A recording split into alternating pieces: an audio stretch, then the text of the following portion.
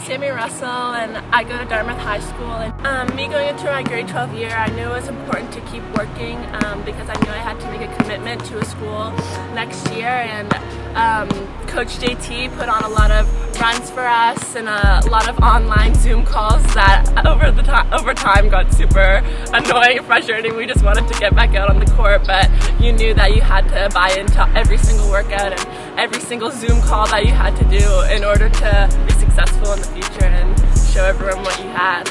It felt like a relief, and I think the relief is what showed that I knew I made the right decision. It was like, I was like, okay, I'm going to Acadia, and like, I never even thought about any other school or anything else like that. I was like, so happy to be committed to Acadia and to just start the journey. And I think with COVID and everything that happened with Dartmouth High School, it was like, just so excited to move on to a new chapter, a fresh start with everything. It's like I want to put COVID and everything in the past, so committing to Acadia, everything just seemed like the perfect fit. And yeah. One memory that comes to mind about Sami was at one morning where I was busy. I decided to just cancel our session at the pit, and I just happened to be walking my dog, and who do I see just by herself getting shots up and working on the things that we're working on, but Sami Russell.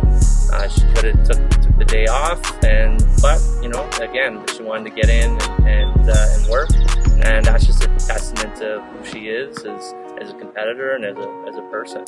After winning provincials last year with my Dartmouth High team, I thought that going into summer I'd be able to spend time with my basketball Nova Scotia team and even get to compete on a national level, but unfortunately COVID hit, and then ever since then you just had to find your own motivation to keep working every day and to just prove to your competition for when you come out of COVID that you're just stronger and better than you were when you went into it.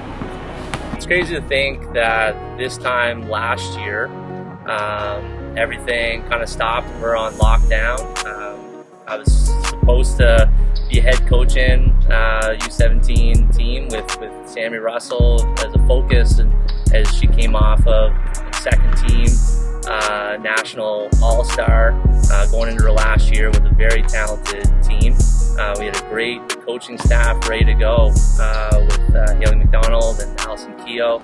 We're excited, and then it just kind of stopped. And so we had that moment of what do we do next? And with Sami's leadership and the other girls, we were on Zoom calls, we were doing virtual skills. Sami would be in her garage, you know, trying not to hit her car and her dad's car and scratch it up while doing different moves, and you know, just practicing things that she could add to her toolbox.